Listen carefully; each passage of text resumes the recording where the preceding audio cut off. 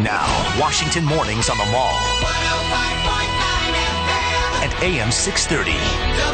WMAL.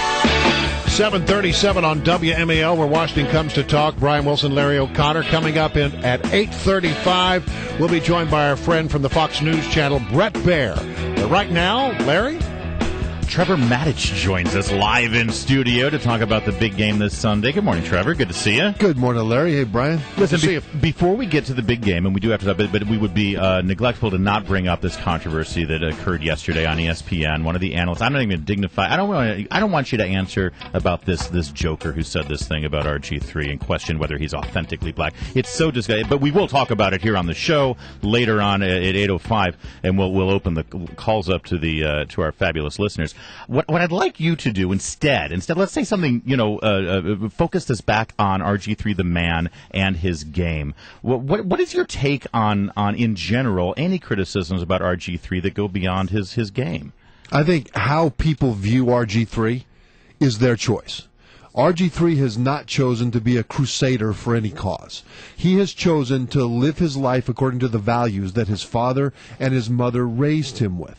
And because of that, I think a lot of people might be frustrated that he doesn't take up the flag and get to the front of their line to lead them up the hill.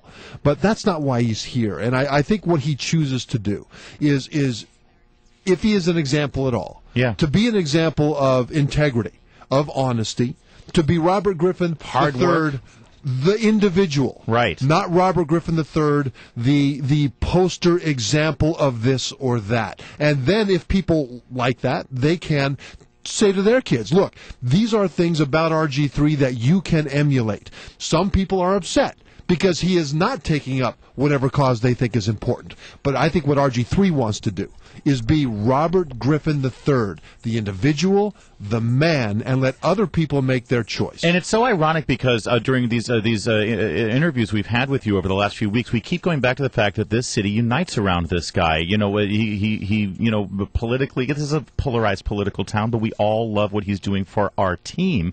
Will the team rally around? I mean, is this going to be a bonding moment? I mean, should Cleveland be worried this Sunday now that they've got something more to fight for? Yeah, anything that is perceived as an exterior threat to RG3 will rally that team around him. There's no question about that. So is he going to be on the field? Let's get to that. That's really what matters. Yeah. Yeah. Well, let me get that in just a sec. Just to say that as the city rallies around him, I think the way he conducts himself makes it easy for the city to rally around him. Yes. Because once Couldn't again, agree more. you can choose the aspects of his being, of his life, of his accomplishments that you think are good for you to either emulate, to point your children to. And because he is doing things in a way that is so much as an individual, it allows you to be an individual in how you interface with what you perceive him to be. I think that's good. Now, will he be on the field? Right. If he can protect himself.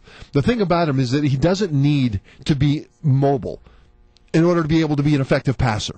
He can stand in the pocket. There are a lot of quarterbacks who aren't that particularly mobile. Right. Peyton Manning's one of them. Yeah. And the thing about RG3 right now is he is tied for the lead in the NFL in passer efficiency rating with Tom Brady. Tom Brady.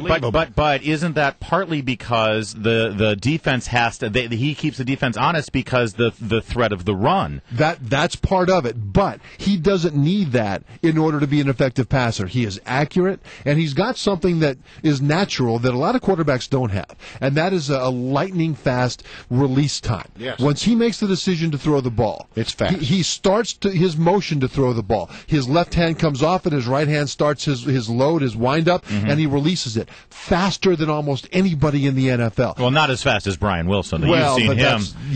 But so that's why I said in the NFL instead of in the NFL and the studio. Instead of at WMAL. Yeah, but the point is that he can stand in the pocket and be a passer. The question is, can he protect himself, and will that injury deteriorate? Because the ligament stretch, the ligament sprain, is not that big of a deal. The question is how much other bone bruise, contusion, etc., is in that joint. Now, let me ask you, based on the fact that he's done a couple of practice sessions this week, and he's talking a good game, honest, what's your best guess on whether or not he plays? My best guess is that he goes out and plays. But if it appears that he's not able to defend himself, they'll put Kirk Cousins in. Yeah. RG3 right now is ahead of Cousins in everything to do with passing.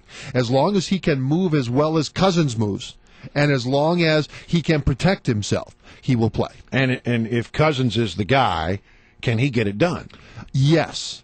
Cleveland is a more dangerous team than people give them credit for. But there's two things that help them. First of all, the running game will still be very good. It won't be as good without RG3. It will still be good.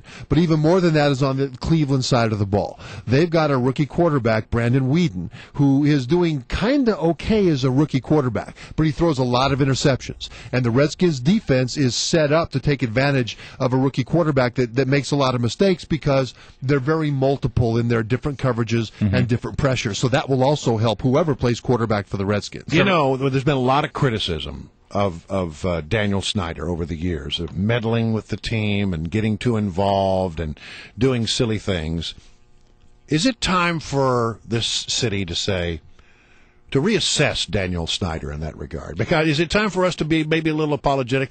Dan, or at least acknowledge that the man is doing things in a different way. I think the perception is always behind the curve a little bit.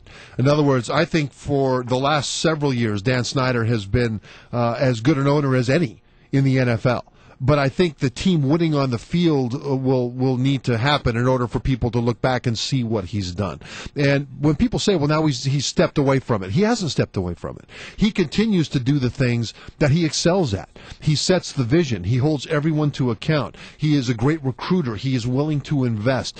He's a great manager of all the talent below him.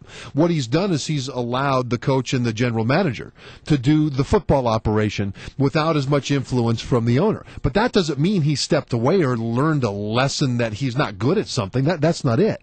That means as a manager he's grown and is getting more out of the people below him. And so I do think that by the time this is done, Daniel Snyder will be seen as one of the best owners of his generation, of his time. Wow. As long as he continues the path that he's on. Because right now you can see a long-term path that the Redskins are on. You can see the plan, and it is a sound one. Trevor Matich is our guest about this Sunday's big Redskins game. Lightning route here. Quickly, prediction, Redskins beat the Browns? Yes. Regardless of who our quarterback is. Regardless of who the quarterback is. Great. Because of mistakes by the Browns. Okay, and we saw the Eagles look pathetic against the Bengals last night, and that's our final game, right? Or is that next week's game? That's next week. Next week's Dallas game is the final one. So you got to assume the Redskins are going to be the Eagles, considering how pathetic they look.